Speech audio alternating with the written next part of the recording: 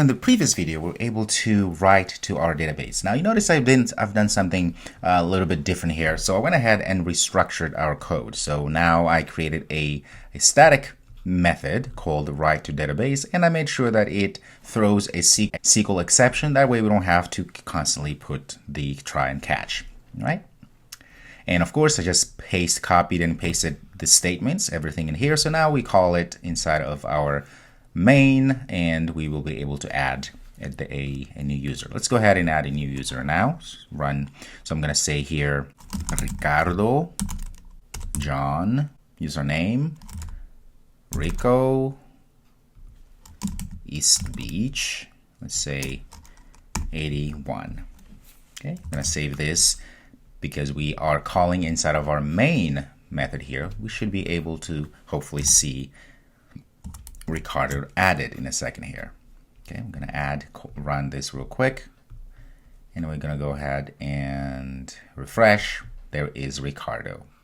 Very cool. So it's working. Next thing we're going to do is to create a read from database. So I went ahead already and created this static void read from database here, and I did the same. I say throws SQL exception to avoid having to add a try and catch constantly. How do we retrieve items from our table, from our database? Well, what we're going to do here is we already have the connection that we're going to be using. So we're going to use that same connection. I'm going to go ahead here and say the following. I'm going to create a new string. I'm going to say this query. I'm going to say select asterisk, that means all, right? And I'm going to say from users. So what this says here is saying select asterisk means all from users, the database table. Okay, so once we have our query, so inside here, I'm just going to go ahead and create a prepared statement.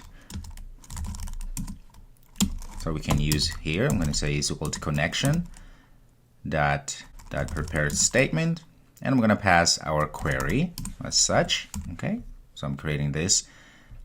Okay, let's say again,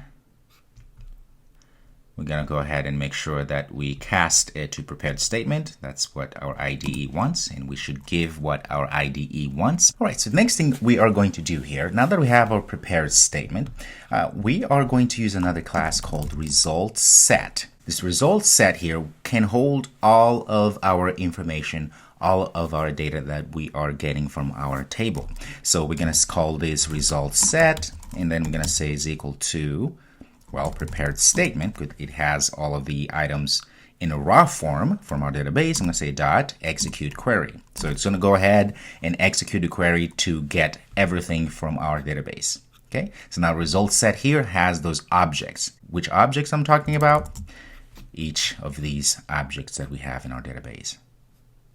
So to show everything now, what we need to do, we can go ahead and say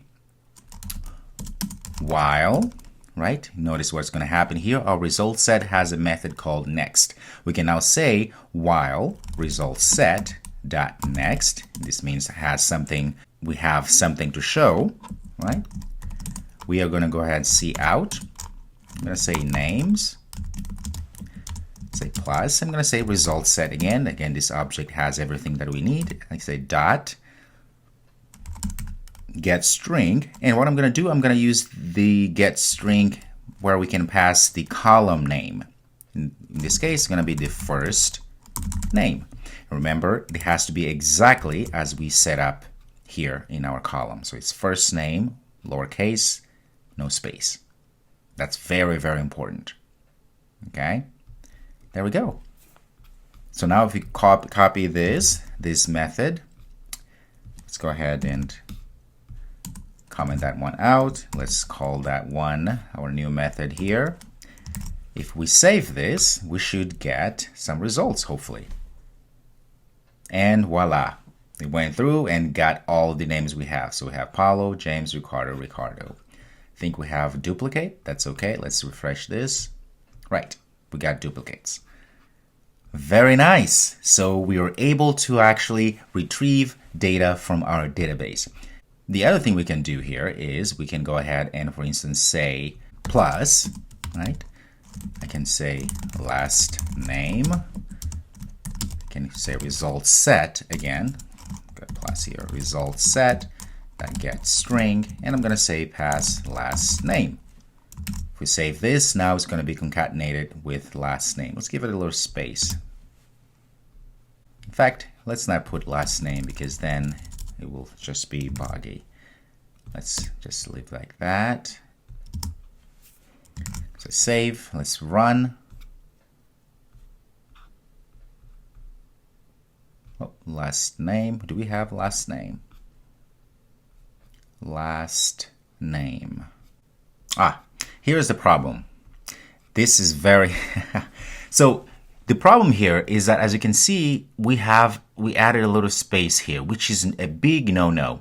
What happens with SQL, the SQL language, query language, what it does is read everything literally. So if you put a space here, it goes ahead and reads this and says, well, there's no such thing called space last name, right? That's why we're having issues. So we have to be very careful to not put spaces between the names or between the column names that we are trying to retrieve information from. Okay, this was a very good example, unintentional, but a good error example that we can get if we are not careful about how we construct our queries.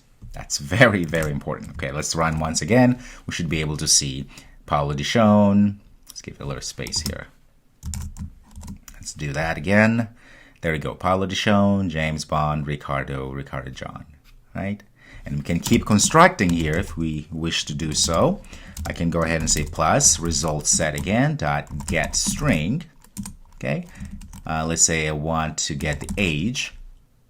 In this case, it has to be get int, right? Because remember, the age is indeed an integer.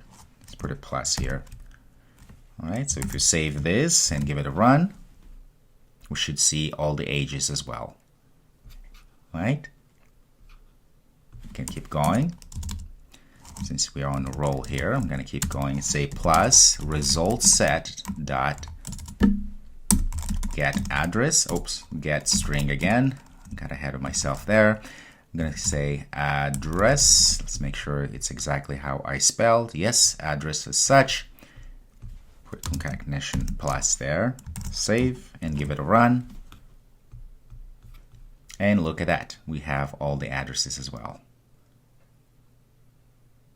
Okay, very nice indeed. So you see how easy it is to read from database and write to database. That's pretty much the main functionalities that you need, right? We write to database, want to be able to go back and read things that we write. Of course, there's other things we can do, right? We can create database, which we did. We can write, which you did. We need to learn how to update, delete, and so forth, right? Which constitutes the CRUD acronym, which means create, read, update, and delete. All right, and we'll keep talking about this. Before we go, I would like you to go through the process again of creating a new database, a new schema here like we did when we started. Right? This is a good exercise. Create a new database. If you go up here, say create a new schema, and then go through the process of creating table and add columns as we did here, and start adding information, connect to the database and add information to the database. That's a very important, those are very important steps that you need to follow in order for you to be able to do this. If this is the first time, please go ahead and redo all the things that we've done. That way you have more practice on how to create your own database and connect to them and write and get information out of your databases. Okay, perfect. Thank you again, and I will see you in the next video.